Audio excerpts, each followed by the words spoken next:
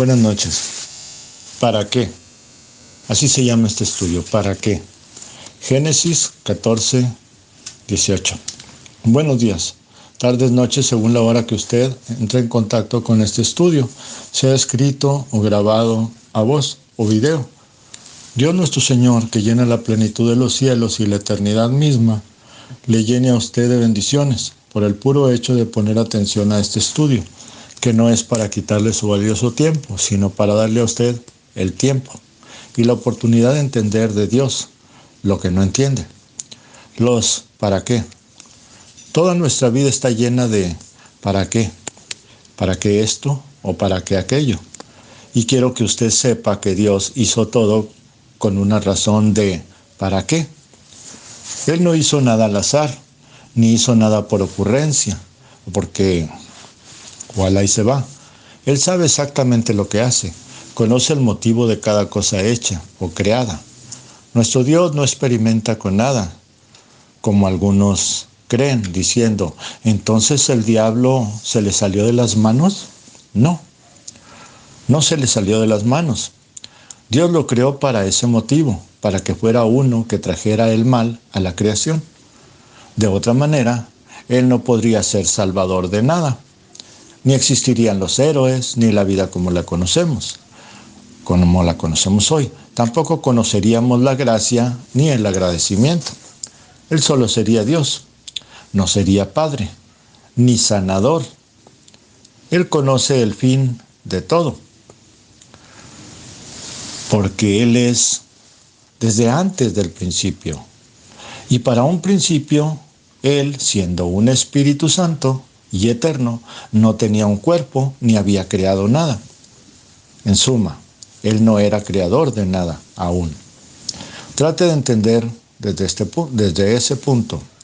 Y la primera creación de Dios fue su propio cuerpo material, no de carne, sino de una materia divina, de la cual no entendemos aún nada, pero la entenderemos cuando seamos vestidos de ella. Y bien, para no meterlos en cosas que no comprenderán, les he dicho solo un ¿para qué? ¿Para qué creó Dios al diablo? Y el por qué lo dejó rebelarse contra él. Miren ustedes, la primera cosa que podemos ver del motivo de un ¿para qué? He tomado como base esa escritura para este estudio, que será largo sin duda y no abarcaré todos los ¿para qué? Pero intentaré abarcar los más esenciales para nuestra vida espiritual.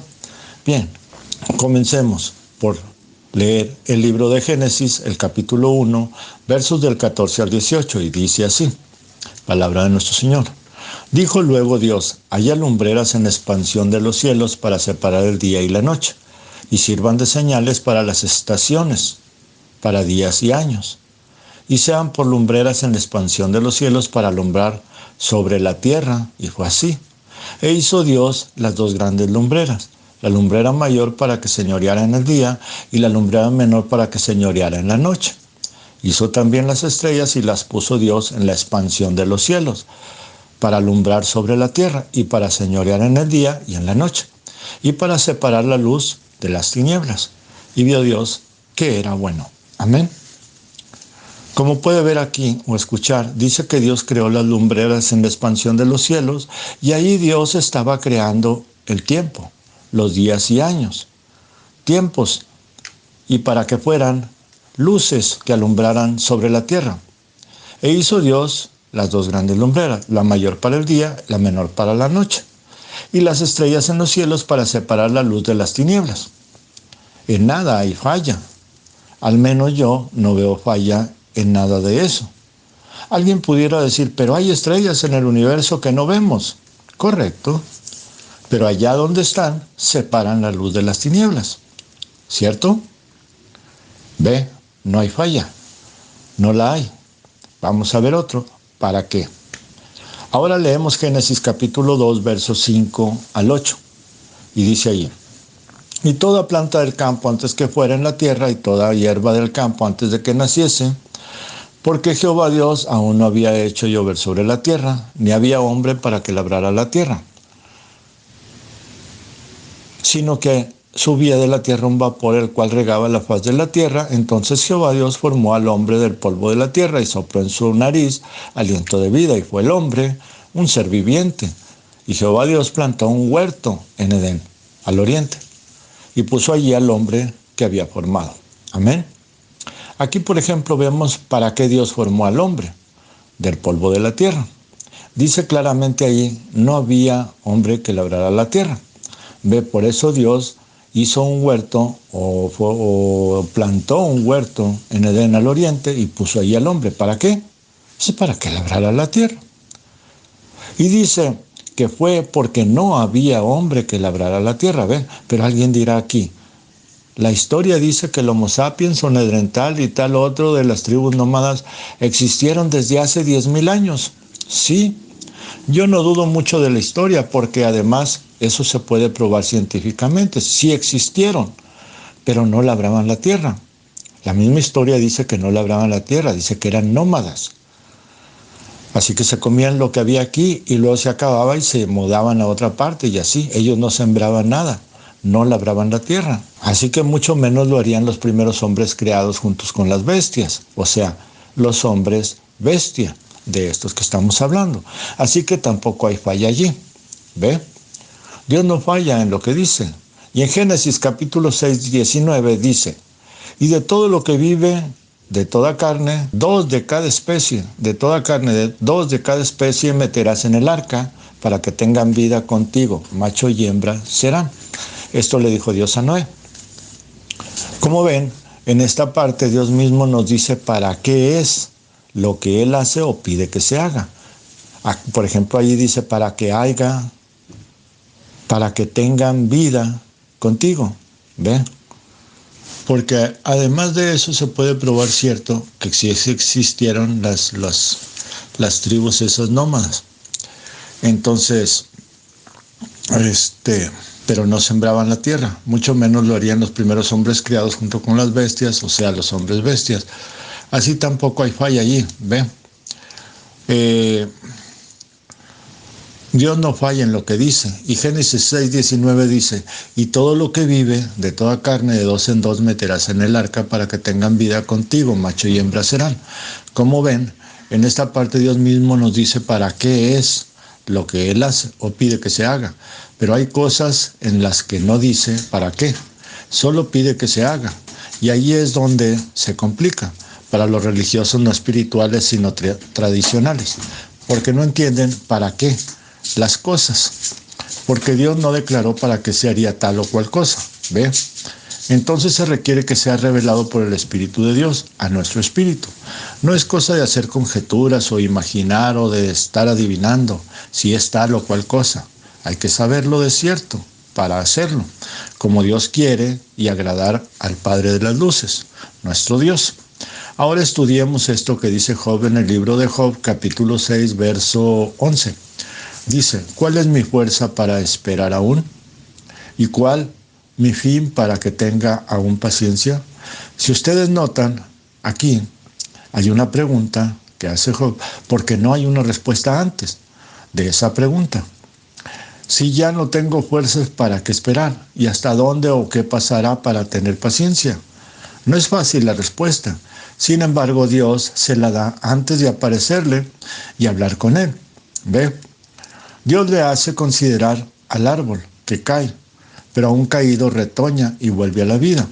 Esto anima a Job, de modo que su esperanza vuelve a él y le reanima. Eso lo leemos en el libro de Job, capítulo 19, versos del 25 al 27. Y dice, palabra del Señor, yo sé que mi Redentor vive y al fin se levantará sobre el polvo, y después de deshecha está mi piel, en mi carne he de ver a Dios, al cual veré por mí mismo, y mis ojos lo verán, y no otro. Aunque mi corazón desfallece dentro de mí. Ahí está. Ve. Ahí está el para qué de la pregunta que se hizo. ¿Entiende usted? Todo tiene un para qué y un por qué.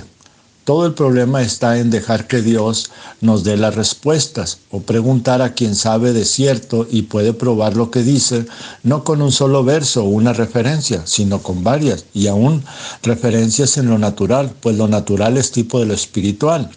Esto lo dijo Pablo, el apóstol Pablo. O las parábolas del Señor y de los profetas serían mentiras.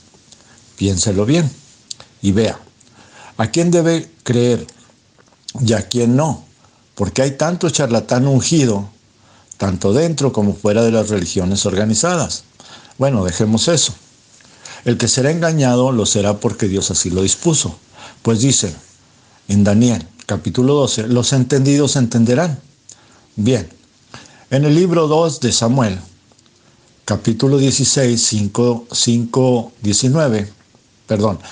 al 12 dice, y vino el rey David hasta Beahurim, y he aquí, salió uno de la familia de la casa de Saúl, el cual se llamaba Simeí, hijo de Gera, y salía maldiciéndolo y arrojando piedras contra David, y contra todos los siervos del rey David. Y todo el pueblo y todos los hombres valientes estaban a su derecha y a su izquierda. Y decía Simeí, maldiciéndole, fuera, fuera, hombre sanguinario y perverso, Jehová te ha dado el pago de toda la sangre de la casa de Saúl, en lugar de la cual tú has reinado. Y Jehová ha entregado el reino en mano de tu hijo Absalón. Y hete aquí, sorprendido en tu maldad, porque eres hombre sanguinario. Entonces, Abisaí, hijo de Sarbia, dijo al rey, ¿por qué maldice este perro muerto a mi señor el rey? Te ruego que me dejes pasar y le quitaré la cabeza. Y el rey respondió, ¿qué tengo yo con ustedes, hijos de Sarbia? Si él así maldice es porque Jehová le ha dicho que maldiga a David.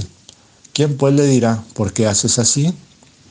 Y dijo David a Abisaí y a todos sus siervos, he aquí mi hijo que ha salido de mis entrañas, acecha mi vida. ¿Cuánto más ahora un hijo de Benjamín? Dejen de que maldiga. Pues Jehová se lo ha dicho. Quizás mirará Jehová mi aflicción y me dará Jehová bien por sus maldiciones de hoy. Amén. Aquí hay un para qué, no mencionado, pero lo mencionaremos nosotros para entender que cuando nos hacemos una pregunta o la hacemos a alguien es porque no tenemos una respuesta concreta de algo que necesitamos o deseamos saber. Bien, la pregunta aquí es, ¿para qué permitió Dios que uno de la familia del rey Saúl fuera maldiciendo a David, si David no hizo daño alguno a Saúl? Bien, pues Dios permitió que ese hombre maldijera a David, que era ungido de Dios, para castigar al último de la dinastía del rey Saúl y dejaran de ambicionar recuperar el reino de Saúl, porque Dios se lo dio a David para siempre y su descendencia con él. Por eso el Señor Jesús debía ser descendiente de David según la carne. Ahí lo tiene. Y en Ezequiel, el capítulo 12, verso del 15 al 16 dice, y sabrán que yo soy Jehová cuando los esparciere entre las naciones y los dispersare por la tierra. Y haré que unos pocos de ellos escapen de la espada del hambre y de la peste, para que cuenten todas sus abominaciones entre las naciones a donde lleguen, y sabrán que yo soy Jehová. Amén. Miren aquí cómo Dios habla de la dispersión de Israel, al decir cuando yo los desparrame por las naciones, y los desparrame en la tierra, y haré que pocos escapen de la espada del hambre y de la peste, para que cuenten. ¿Para qué? Para que den testimonio de por qué son castigados a causa de sus abominaciones. Y eso hizo que rechazaran a su Mesías y dijeran su sangre sea sobre nosotros.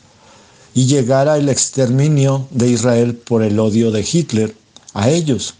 Ahí en ese tiempo hubo espada, peste y hambre, y pocos escaparon de toda la tierra.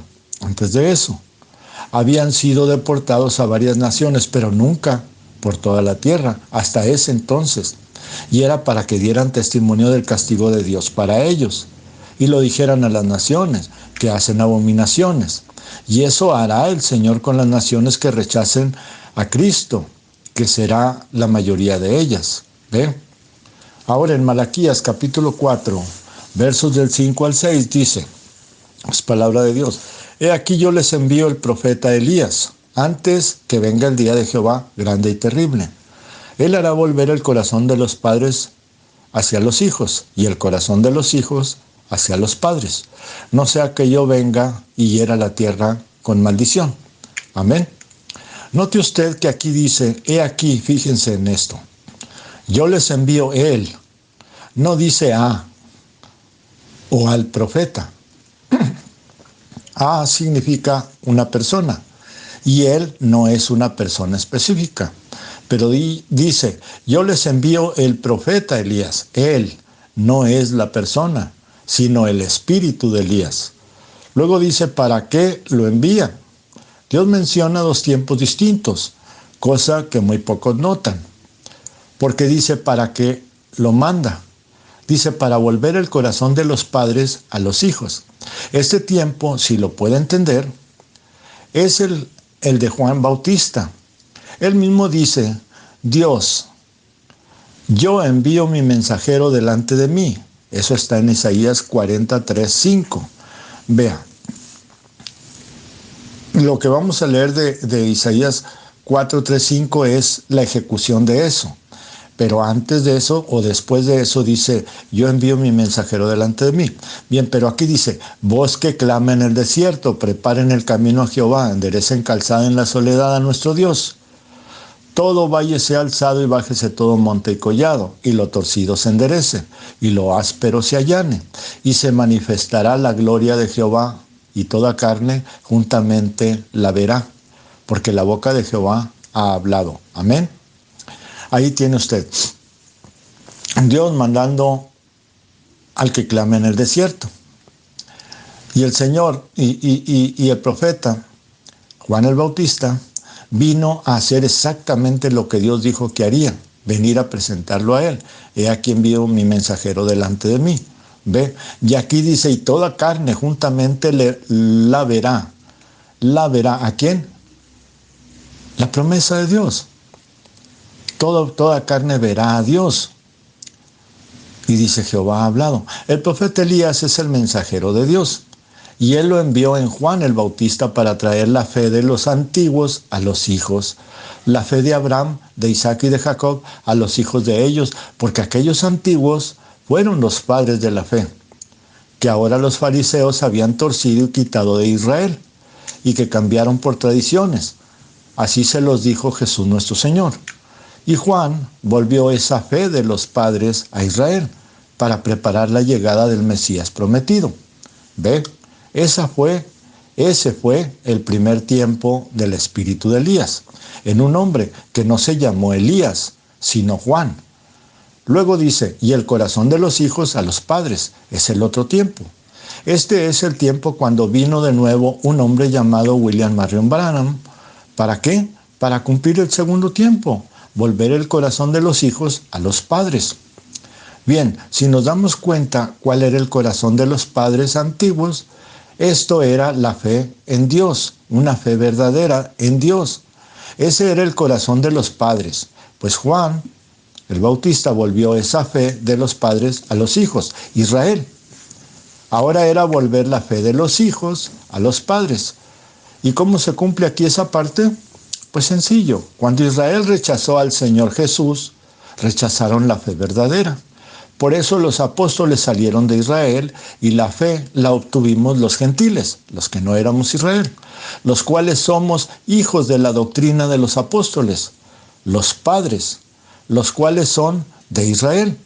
Entonces los de Israel, que están aceptando al Señor Jesús por fe y gracia, no es con la ley, sino con la fe de Jesús, dada a los apóstoles, padres de nuestra fe, y de ellos a nosotros. Y por medio del mensajero, Elías, de nuestro tiempo, se está volviendo el corazón, fe verdadera, a los padres, apóstoles de Israel.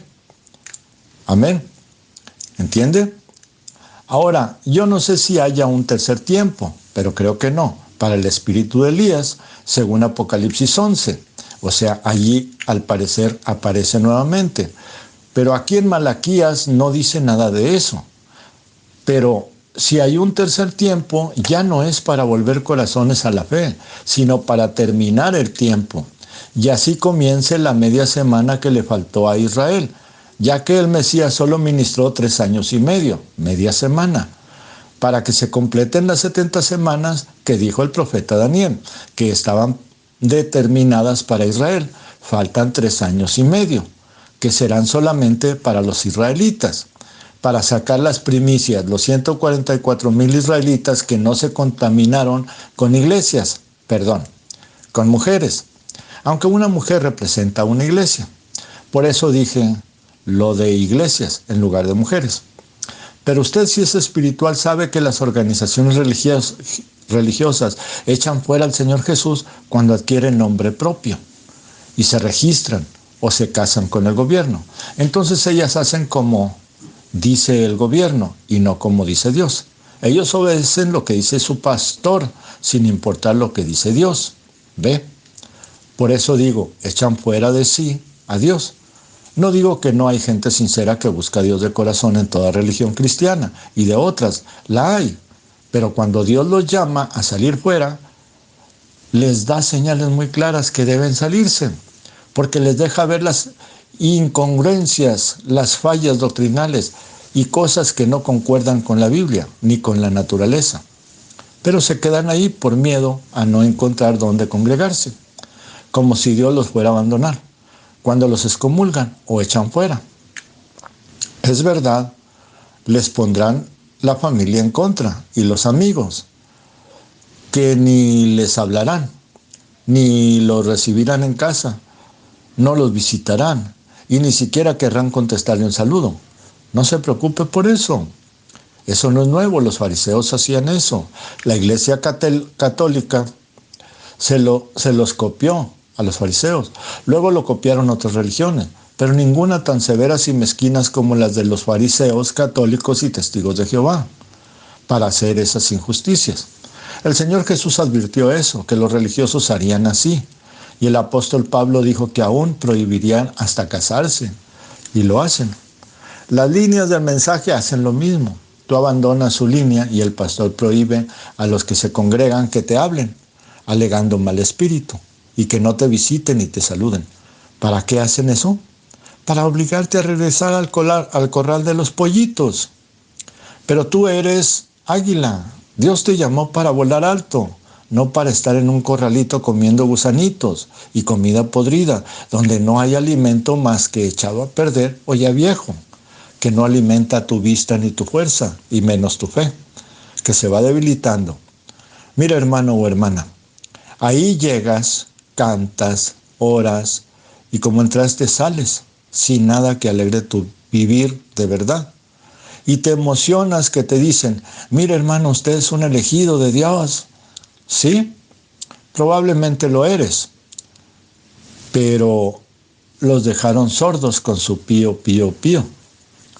Y es porque no tienen más que eso. El pío, pío de ellos es, el hermano Branham dijo, el profeta dijo, el mensaje tal dice. ¿Ve? ¿Qué revelación nueva te da eso? Si ya leíste el mensaje o escuchaste la cinta y no la entiendes. Si ellos no lo saben, no lo dicen. ¿Y cómo lo sabrás tú?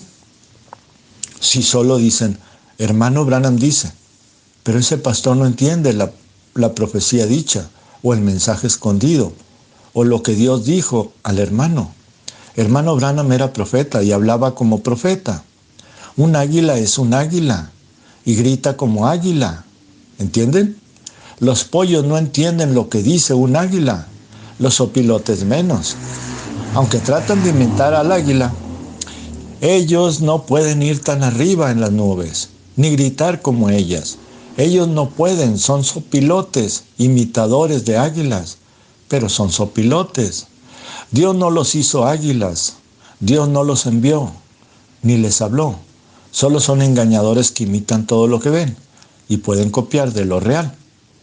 Pero dígales que le declaren el Apocalipsis sin error y con pruebas en la Biblia desde Génesis hasta Apocalipsis y con semejanzas naturales iguales como Jesús nuestro Señor lo hacía, y verá usted que no dan 3 pasos cuando ya cayeron en falsedades. Esto es tan cierto como que estoy hablando o escribiendo esto, y Dios es mi testigo que es verdad lo que les digo. Bien, entonces, ¿para qué escribí o grabé esto? Pues para que usted tenga la certeza de que Dios todo lo hizo con un propósito, motivo y razón. Que si Dios lo llama, hay un para qué o un por qué. Que si Dios le dice haz tal cosa, hay un para qué y un por qué. Una razón. Y una razón. Si usted cree saber todo, no sabe como debiera saber. No sea sabio en su propia idea. Si usted no aprende de Dios, usted se engañará a sí mismo o a sí misma. Se engañará de que sabe lo que agrada a Dios y siempre habrá algo que no crea, porque creerá saber más que Dios o que aquel a quien Dios envió a usted como maestro para prepararlo. Si usted está bajo tutela de un predicador de Dios, él solo le enseñará lo básico para que comprenda lo primario del reino de Dios, lo de encima, lo que lo salva. Y usted podrá descreer una prédica o algo de una prédica, pero jamás debe descreer una enseñanza con base en la Biblia bien explicada por Dios mismo, a través de uno que Él constituye maestro para usted, porque ese es el Espíritu del Señor Jesús en un hombre. Y mire, a pesar de que hermano Branham dijo algo que le causó risa a la mayoría, cuando dijo, estoy tratando de ser un maestro, pero es el trabajo más duro que hay. Y entonces se rieron. Pues para que lo sepan bien, él fue un maestro, no solo fue un predicador, fue un apóstol, maestro y profeta, mensajero. Por si lo quieren entender, él fue todo lo que Jesús dijo en Mateo 24 que enviaría a nosotros. Pero aún así, si usted duda de algo, no cometa el peor error que puede alguien cometer. Decir, yo no creo eso, y alejarse, o abandonar el lugar donde Dios lo llevó. Mejor pida que le expliquen bien lo que no entiende. Recuerde que más de 70,000 personas seguían al Señor Jesús. Pero cuando Él les dijo algo que no estaba en la ley, ni en las Escrituras, porque era totalmente nuevo, nadie lo creyó, ni quiso entender. Aunque no era tan nuevo, pero no lo entendían. Ni preguntaron, solo dijeron, este quiere que nos convirtamos en vampiros. Porque les dijo, el que no coma mi carne y beba mi sangre no es digno de mí. Y ellos se fueron sin más. Quizá pensaron que Jesús les iría a rogar que volvieran, pero no lo hizo. Antes les dijo a los 12 que quedaban, ¿se quieren ir ustedes también? Pero Pedro dijo, Señor, ¿a quién iremos? Solo tú, nadie más, ni iglesia, ni congregaciones, ni sabios, ni ricos, ni gurús, ni Dios alguno. Solo tú tienes palabras de vida eterna. ¿Ve? Creo que eso deja claro el concepto. ¿Para qué? Solo tú tienes palabras de vida eterna. Para que seas bendecido, para que seas eterno, para que tengas vida propia, para que vivas para siempre, para que seas como Dios, para que seas feliz de verdad, vivas de verdad, sea tuyo lo tuyo de verdad, porque aquí, en esta vida, nada es tuyo de lo que crees que es tuyo. Tus hijos morirán, y tus hijas, tus nietos y toda tu generación morirá. Y no tendrás esposa o esposo, porque morirá. No tendrás casa porque se caerá, o tú morirás y será de otros. No tendrás vida porque te la quitará Dios, que te la prestó. Tu espíritu será deshecho en el infierno, igual que los demonios, y la muerte y el falso profeta.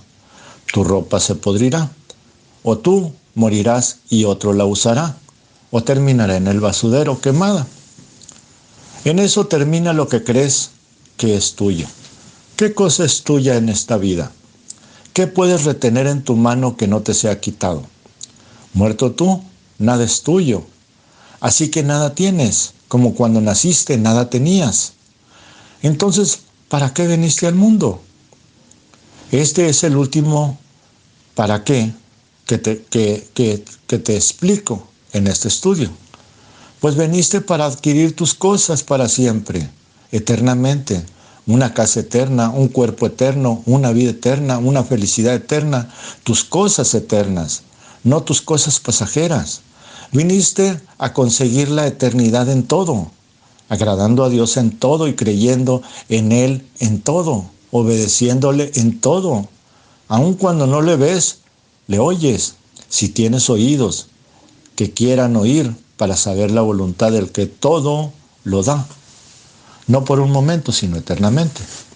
Viniste a ganarte las cosas, trabajando para Dios, alabando a Dios, haciendo uso de lo que Dios pone en tu mano para ayudar en las cosas que son para siempre, para que los demás y yo mismo podamos alcanzar la eternidad por amor a Dios. Viniste a aprender qué cosa es misericordia quiero y no sacrificio. Viniste a conocer el amor verdadero, el amor humano, pero más el amor divino, que no desprecia la corrección y que no se espanta de nada, sino que lo que no entiende lo pregunta hasta que lo entiende, porque entiende que es voluntad de Dios que le conozcamos a Él, porque es la única manera de amarlo como Él nos ama. Y Él nos ama con amor divino, y con ese amor quiere ser amado, con amor divino. También viniste para poner su amor en nuestro espíritu. Él necesita entrega verdadera de nuestro ser, a Él. No palabras, hechos, no dichos, hechos. Por eso hay un libro que corona los evangelios, según Mateo, según Marcos, según Lucas, según Juan. Este libro se llama Hechos. Y también por eso el Señor Jesús dijo, ¿para qué me llamas Señor, Señor, si no haces lo que digo? No crees lo que digo. El que cree, hace. El que no cree, se da la media vuelta y se va. Dios nuestro Señor les bendiga siempre. Amén. Su hermano en Cristo Jesús, José Luis Carrera Torres.